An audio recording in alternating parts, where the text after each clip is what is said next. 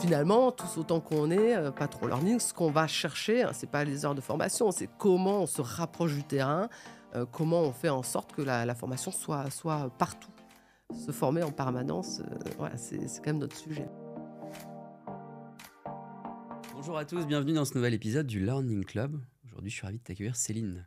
Bonjour Clément. Alors, Céline Cussac, tu es alchimiste en entreprise apprenante. Ne nous en dis pas plus, tu vas nous expliquer ce que ça veut dire et ce que tu fais.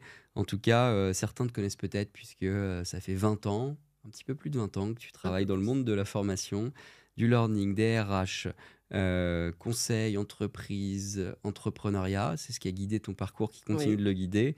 Et tu es notamment l'ex-directrice L&D de Disneyland Paris, de BPCE, de Natixis. Et depuis 2 ans, tu as une nouvelle activité. Je te laisse du coup nous en dire plus, ce lien entre ta nouvelle activité et l'alchimiste que tu es en entreprise apprenante. Qu'est-ce que ça veut dire? Merci Clément. Et oui, ça fait 20 ans, effectivement. Conseil entreprise et entrepreneuriat depuis 2 ans. Pourquoi le terme d'alchimiste? Parce que j'ai fait le choix, il y a 2 ans, d'avoir une activité plurielle. J'avais vraiment envie d'activer en fait différentes postures et différents rôles en fonction des besoins de mes clients, que ce soit conférencière, que ce soit coach, animatrice ou consultante. Donc aujourd'hui, je suis à la fois fondatrice et dirigeante d'une agence que j'ai appelée Little Big Dream, qui est dédiée à l'engagement des collaborateurs. On pourrait y revenir. Et en parallèle, je suis ambassadrice L&D, donc Learning et Développement, pour Château Forme. Très bien. Alors, on va revenir un tout petit peu en arrière Ouais, sur tes 20 ouais. ans de carrière. Qu'est-ce qui s'est passé en 20 ans dans le monde du L&D? Si tu nous en dis quelques mots, les évolutions que tu as pu voir, les 2-3 grandes tendances que tu as pu observer. Ça a bougé énormément, forcément, en 22 ans. L'arrivée du digital il y a 15 ans, qui me rappelle un petit peu ce qui se passe avec l'IA aujourd'hui, hein. C'est-à-dire qu'on voilà, on regarde ça et on imagine tout le champ des possibles. Donc le digital est évident. Moi, si je regarde mon parcours, je me rends compte que la transformation a été vraiment au cœur de mes missions. Et ça a amené en fait la fonction learning à une place très différente, très opérationnelle il y a quelques années, aujourd'hui devenue clairement stratégique, énormément dans la lumière, on pourrait y revenir dans certains groupes, et c'est une très très bonne chose.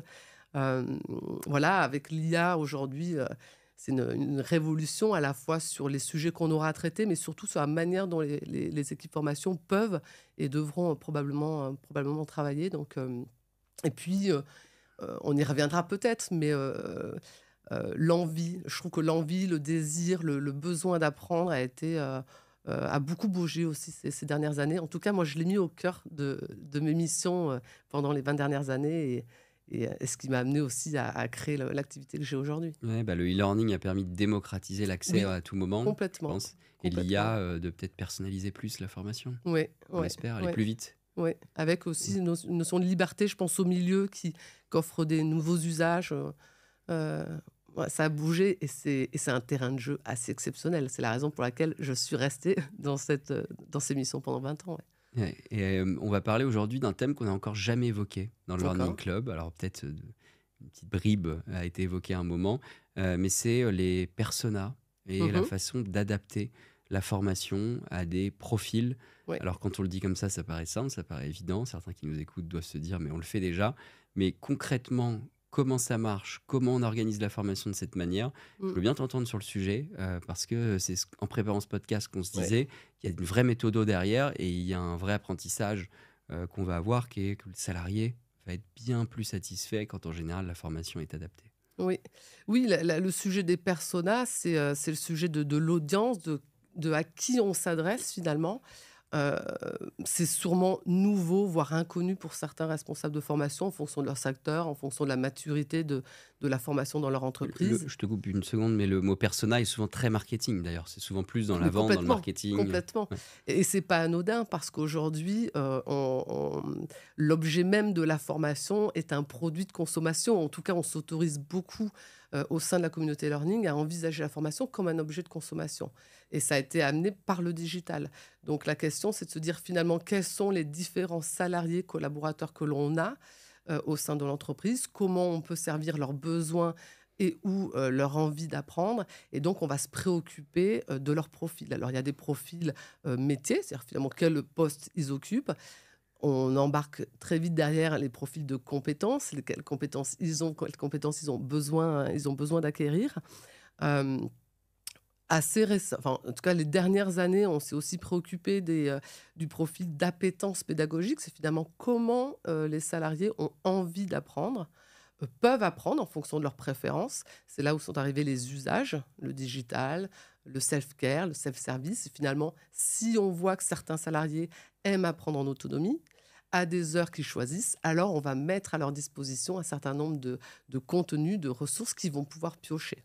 Donc l'idée, c'est vraiment de creuser les usages, les comportements. Et là où moi, je serais tentée d'aller plus loin, et c'est un petit peu aussi le sujet que je creuse dans mon activité d'entrepreneuriat, c'est finalement de s'interroger sur le fonctionnement de l'apprenant et du salarié qu'il est, et d'aller creuser son rapport à l'apprentissage. Je pense que ça, c'est pas encore assez creusé.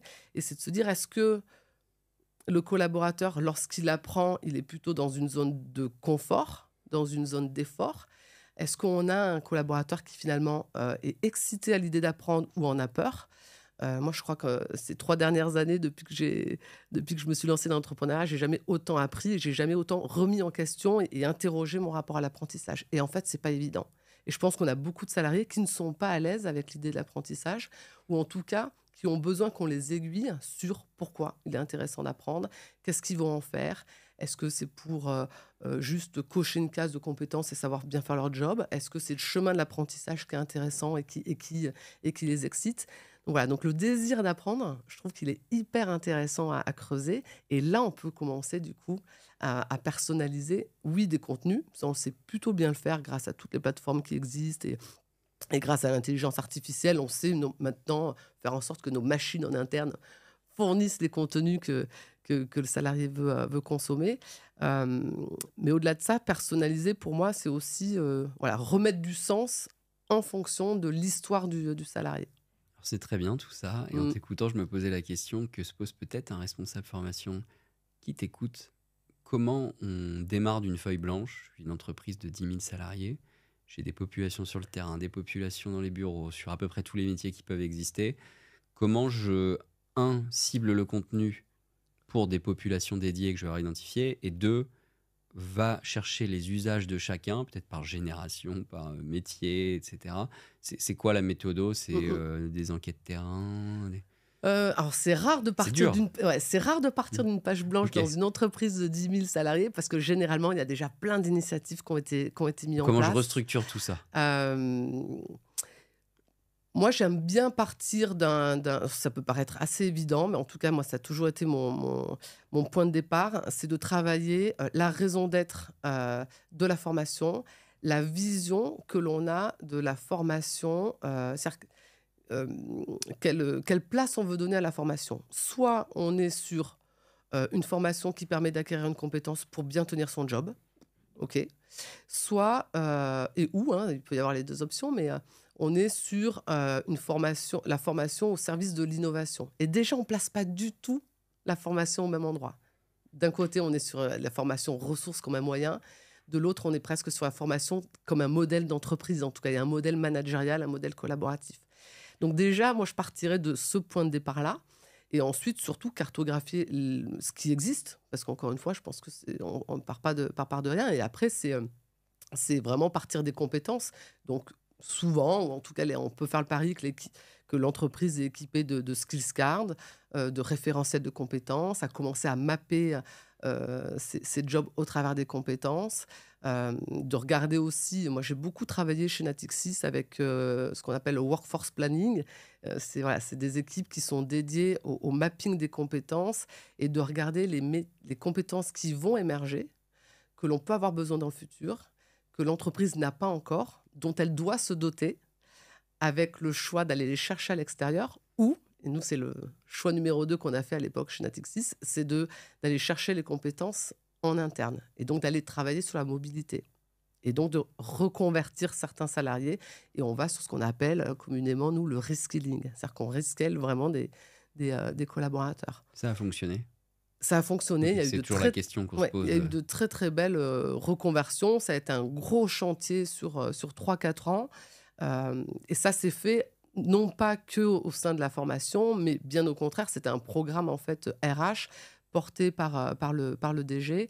Et donc, on est vraiment parti voilà, de cette cartographie des compétences, des besoins de l'entreprise, euh, et ensuite du capital humain qui était au sein de l'entreprise. Et on a outillé. Donc, intelligence artificielle, beaucoup de data dans les systèmes pour que le collaborateur puisse avoir une visibilité sur le champ des possibles.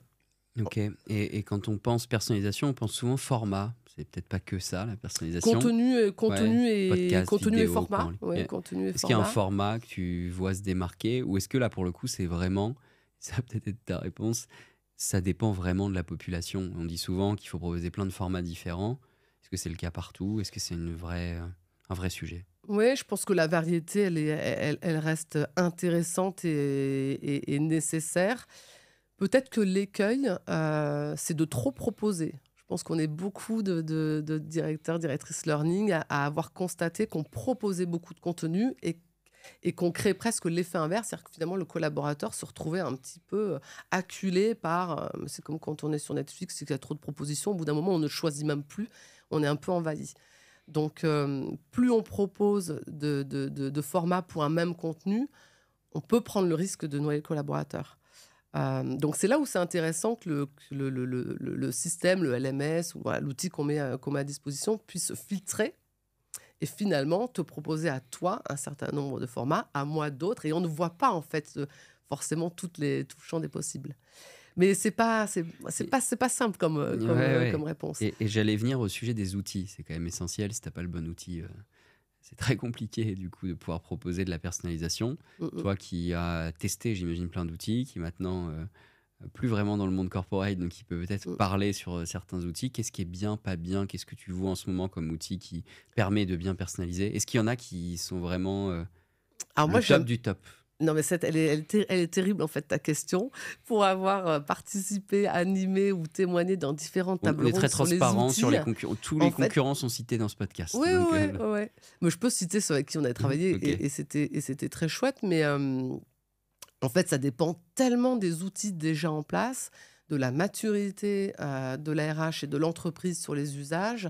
Euh, donc, c'est pas tant, moi, l'outil qui est important, c'est surtout l'écosystème. Moi, j'ai toujours travaillé sur l'écosystème, l'architecture, la capacité à les faire parler les uns avec les autres.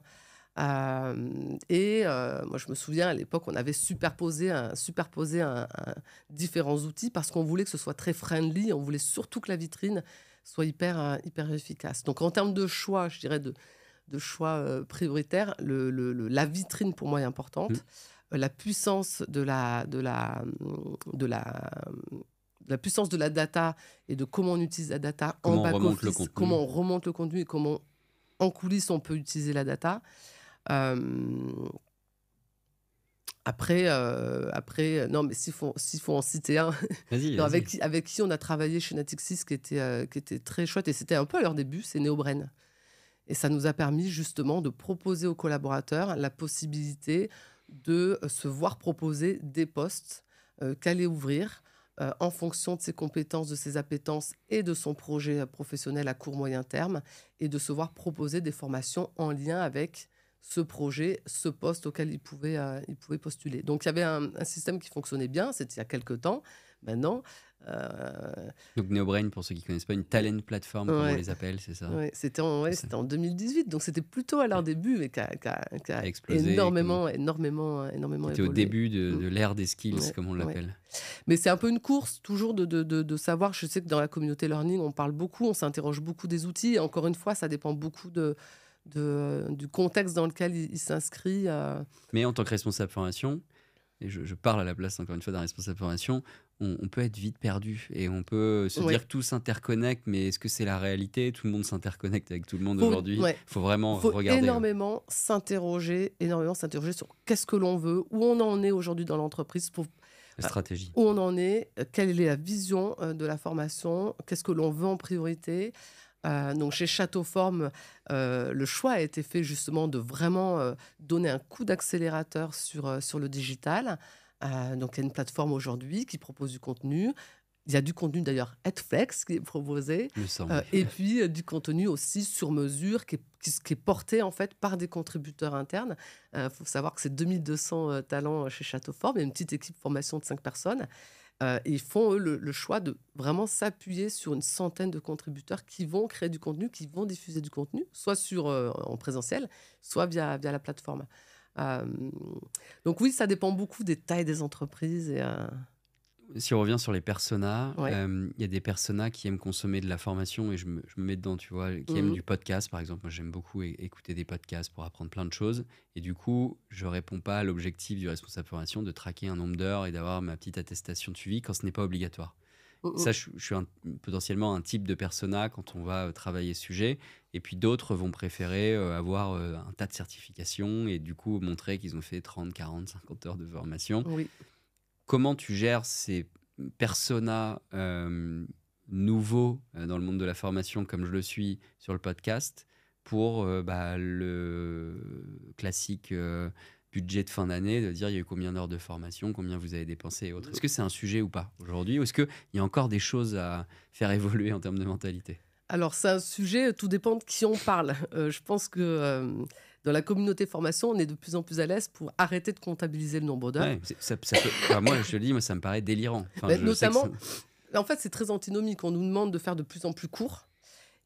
Donc, quand on dit on, c'est la direction. Par exemple, on a de moins en moins de budget. Il faut faire de plus en plus court. Et pour autant, l'indicateur nombre d'heures de formation reste un indicateur qui est regardé. Coup par heure. Donc, Ouais.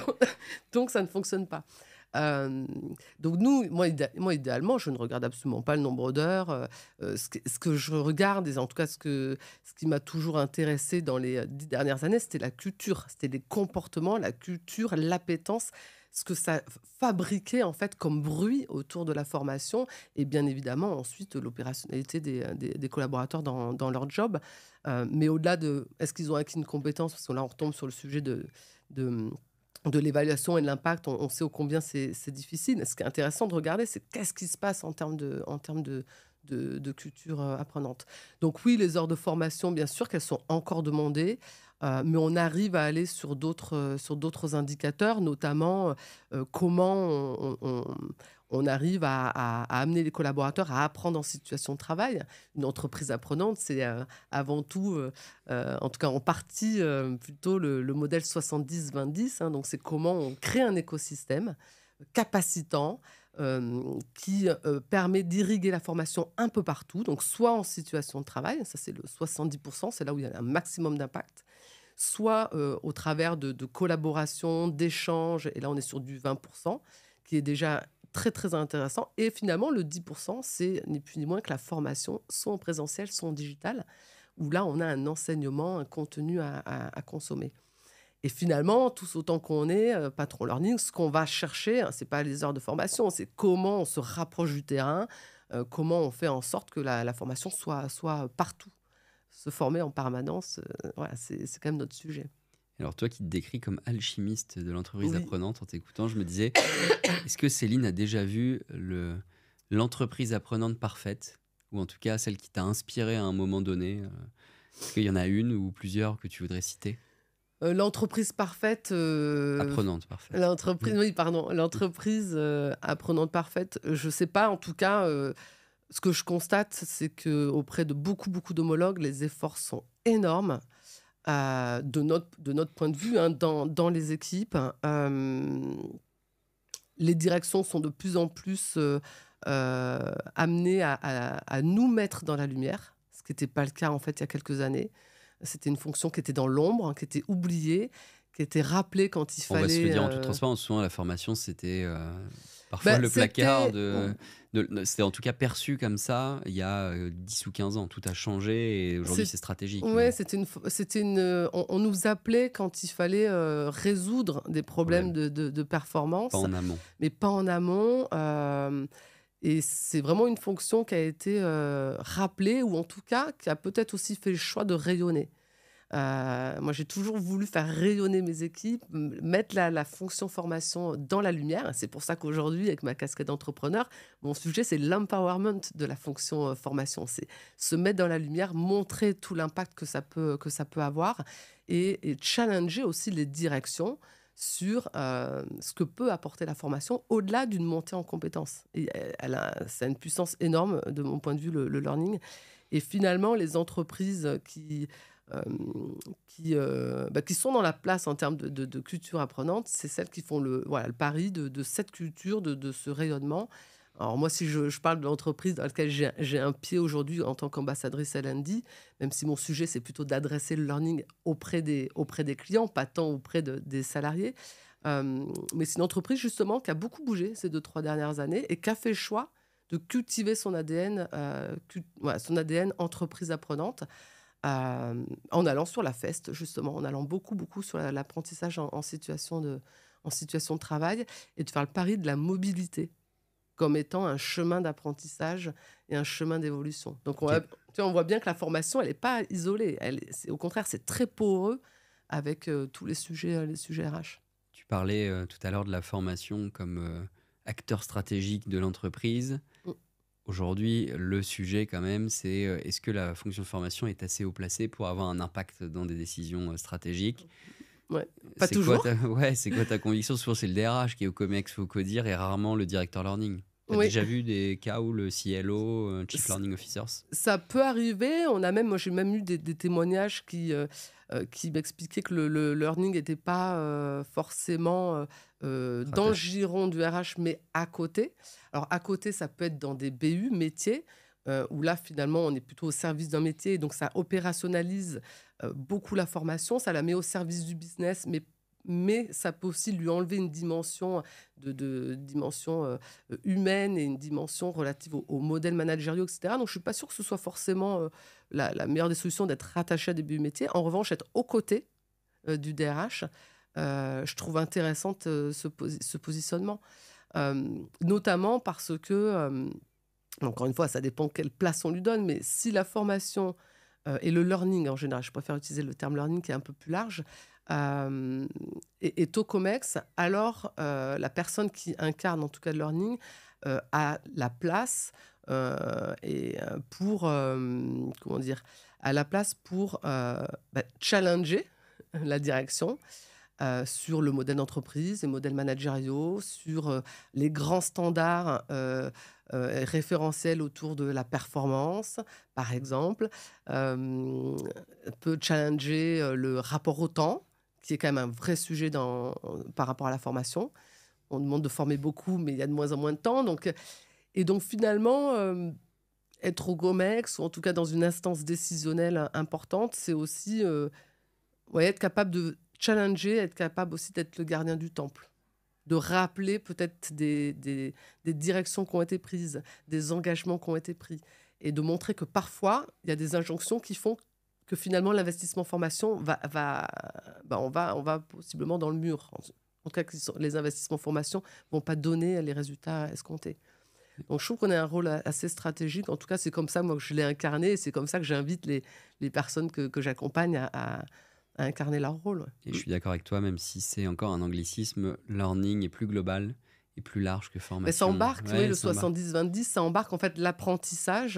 Alors, on n'aime pas trop le terme apprentissage en France parce que ça nous fait penser à la taxe d'apprentissage, ça nous fait penser à l'alternance. Or, c'est pas toujours notre sujet. On pourrait parler d'apprenance. Voilà, et finalement, cette apprenance, elle se joue partout en fait et pour tout le monde. Ce n'est pas que les collaborateurs, la direction également. Les clients, les partenaires. Donc, ça ouvre aussi le champ d'investigation pour une direction formation. Ça étend le terrain de jeu. Mm. Merci pour tous ces partages, Je t'en Céline. prie. On va maintenant passer au Fast and Curious. Oui, Alors, le Fast and Curious, c'est quelques questions que tu as reçues en amont, ouais. des réponses que tu as normalement préparées, et surtout du partage. Pour ceux qui nous écoutent pour la première fois, l'objectif, c'est de partager des outils, des connaissances que tu as. Et tout ça, on va le mettre en descriptif du podcast. Donc, vous pourrez le retrouver après nous avoir écouté ou regardé dans le descriptif. Et on commence par la première question pour toi, Céline. Le futur de la formation en un mot, si tu devais le décrire. En un mot, rayonnement. Allez, t'as le droit Rayonnement de pour développer un petit peu. On l'a rayonnement, jamais eu encore. c'est vrai, Non. rayonnement parce que le learning a matière à rayonner dans l'entreprise pour se faire entendre, pour valoriser tout ce qui est fait par les équipes, pour donner envie aux collaborateurs. Rayonner, c'est aussi célébrer. On n'en a pas beaucoup parlé, mais je suis convaincue et j'ai beaucoup œuvré en ce sens et j'ai plein de collègues, plein d'homologues qui le font au quotidien, d'événementialiser, de marketer, de célébrer le learning, encore une fois, pour donner envie, pour donner du sens, pour avoir de l'impact. Donc, le rayonnement en interne et en externe, parce que la formation, elle a sa place dans la marque employeur. Et c'est un levier énorme pour attirer, pour fidéliser, pour engager. Donc, rayonnement. Très clair. Euh, un outil de formation que tu souhaites partager à ceux qui nous écoutent. Un que j'ai testé il y a peu de temps chez Château Forme, c'est WAP, We Are Peers, qui est une solution en fait donc matérialisée par une plateforme qui permet en fait d'animer un atelier d'une heure et demie, 2 heures de co-développement. Alors c'est du co-développement, ça donne la possibilité au groupe de partager des pratiques réussies et de capitaliser et de modéliser en fait les clés de réussite. C'est assez puissant. J'ai été assez bluffée par la simplicité et la puissance de l'outil. We are peers. Donc Ok. c'est du pair à WAP. pair. WAP. Entreprise française? Oui, je crois. Joker. Ouais. Je- J'ai déjà rencontré sa fondatrice. Mais Je oui, crois mais que c'est si, une mais entreprise oui, française. mais oui. Mais Donc, tu me mets le doute avec le We are peers. mais Mais voilà, c'est pour ça que je non, mais pose la oui. question. Un podcast ou un livre que tu as écouté ou lu? Alors un livre, ça sera La Nouvelle Élite de Sandrine Evangelista, qui est fondatrice et dirigeante de Leaders for a Good Planet, qui est un cabinet de conseil. Et pourquoi ce livre? Parce qu'il apporte vraiment un nouveau regard sur les formes d'intelligence, sur les formes de leadership, sur les référentiels justement de performance, d'impact. C'est vraiment un chemin vers les nouveaux modèles d'entreprise et très très puissant à lire. Ok, À on le lire. partagera. Un Ouais. site qui t'inspire ou un blog? Un site que je trouve assez incontournable pour les nouveaux responsables formation, pour les aguerris, c'est e-learning letter qui est éditorialisé, pardon, enfin sous l'approche Diaz. éditoriale de Michel Diaz, ouais. Et il est extrêmement riche. Il y a beaucoup d'articles, beaucoup de tendances, voilà, de Beaucoup de témoignages. tribunes aussi de Beaucoup, grands beaucoup de patrons tribunes. Moi, learning. Ouais. j'ai déjà participé à certains articles. C'est une mine d'or. Franchement, c'est une mine d'or. C'est hyper pragmatique. Top. On conseille aussi Michel, qu'on salue, qu'on Oui, voit assez ouais, souvent, qui ouais. depuis des années est un expert du monde de la formation, Ouais, ouais. assez connecté avec l'écosystème. Très. Qu'est-ce qui fait que tu as envie de te lever chaque matin? Ce serait de faire ma part en apportant mon regard optimiste. Moi, je suis quelqu'un d'optimiste et je crois que j'ai une âme de réconciliatrice. Donc, j'adore créer du lien entre les idées, entre les gens, partager une vision. Et c'est vraiment avec cet état d'esprit que je démarre mes journées et que je contribue à mes 2 casquettes au quotidien. Ouais. C'est top. Mm. Et qui est-ce que tu nous recommanderais d'inviter dans le Learning Club? Alors, sans hésiter, c'est pas un patron de formation, mais il est génial. C'est Erwan Devez, qui est spécialisé en neuromanagement, qui est Ok. conférencier et consultant. Et je l'ai fait intervenir pour la petite histoire au premier Learning Days qu'on a organisé chez Natixis. L'incroyable pouvoir de notre cerveau. Et c'était pour donner envie justement d'apprendre. Il est passionnant, humble et vraiment très intéressant, très intéressant. Son dernier bouquin de mémoire s'appelle Le pouvoir rend-il fou. Donc, il est vraiment spécialisé sur les Ok. neurosciences. Mais on fait quelques hors-séries dans ce Learning Club, donc on le Ah bah, contactera. Tu le connais? oui, Ok, oui, très bien. ouais, ouais. On te demandera sûrement de Avec, mettre en contact avec avec lui. grand plaisir, avec grand plaisir. Merci Céline. Qu'est-ce qu'on peut te souhaiter pour l'année à venir, les prochaines années? L'alchimiste de l'entreprise apprenante, c'est quoi le Bah, Graal? de contribuer, en tout cas avec mes 2 casquettes, à faire rayonner le learning, à réenchanter l'expérience apprenante pour les collaborateurs des entreprises que je peux accompagner ou que l'on accueille chez Château Forme dans les 80 belles maisons en France et en Europe. Ouais, donc, le rayonnement de cette belle fonction. tu auras compris que j'aime la J'allais dire, ce communication. sera le mot de conclusion, le rayonnement de la formation. Ouais, Merci en tout cas, Céline, d'avoir passé avec ces 30 plaisir. minutes avec nous dans le Learning Club. Merci à tous de nous avoir écoutés.